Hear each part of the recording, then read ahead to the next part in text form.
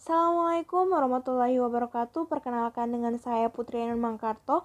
Pada kesempatan kali ini saya akan menjelaskan video mengenai keanekaragaman hayati.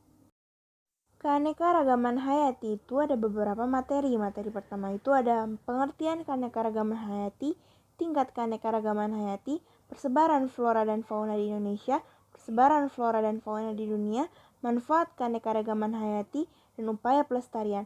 Namun pada kesempatan kali ini saya akan membahas beberapa materi saja. Mari kita simak bersama-sama. Pengertian keanekaragaman hayati atau biodiversitas, keseluruhan variasi pada makhluk hidup yang terjadi karena adanya perbedaan warna, ukuran, bentuk, jumlah, tekstur, sifat, habitat, dan lain-lain.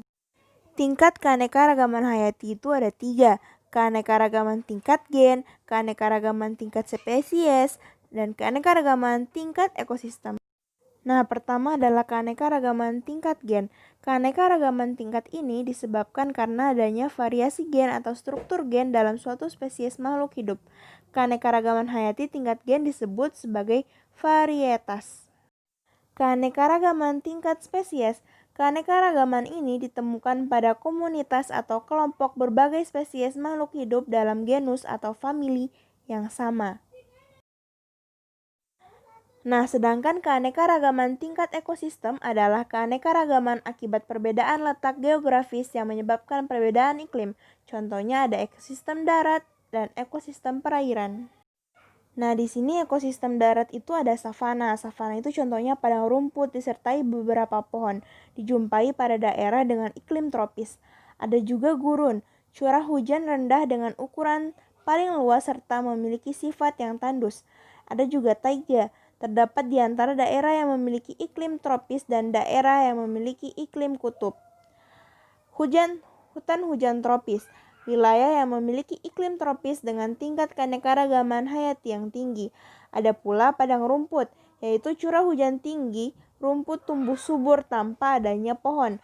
Ada pula hutan gugur, berada pada daerah dengan 4 musim, yaitu musim panas, musim semi, musim gugur, dan musim dingin. Dan ada pun tundra, berada di wilayah dengan suhu yang sangat rendah seperti benua Antartika. Ekosistem perairan. Ekosistem perairan terbagi 2, ada air tawar dan air laut.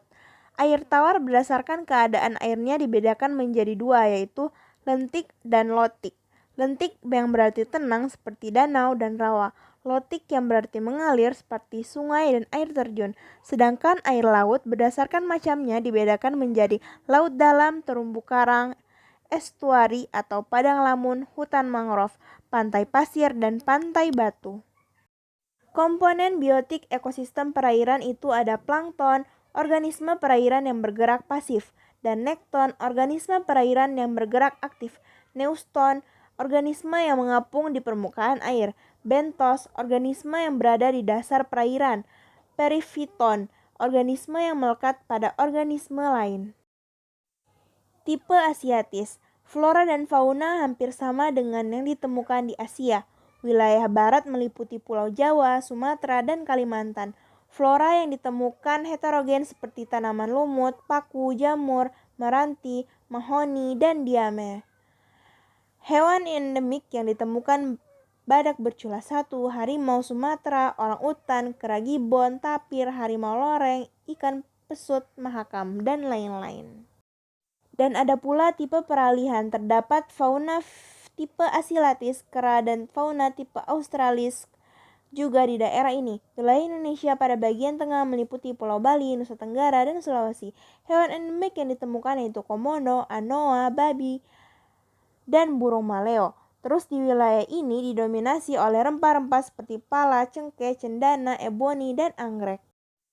Tipe australis, karakteristik flora dan faunanya mempunyai flora dan fauna di benua Australia, wilayah Indonesia yang meliputi Pulau Papua, Maluku, dan sekitarnya. Flora diantaranya pohon sagu, nipah, pohon rasamala, eukaliptus, dan matoa. Fauna endemik diantaranya adalah burung cendrawasih, kasuari, nuri, sayap hitam, dan kanguru pohon. Mungkin cukup sampai di sini materi yang bisa saya berikan. Semoga bermanfaat.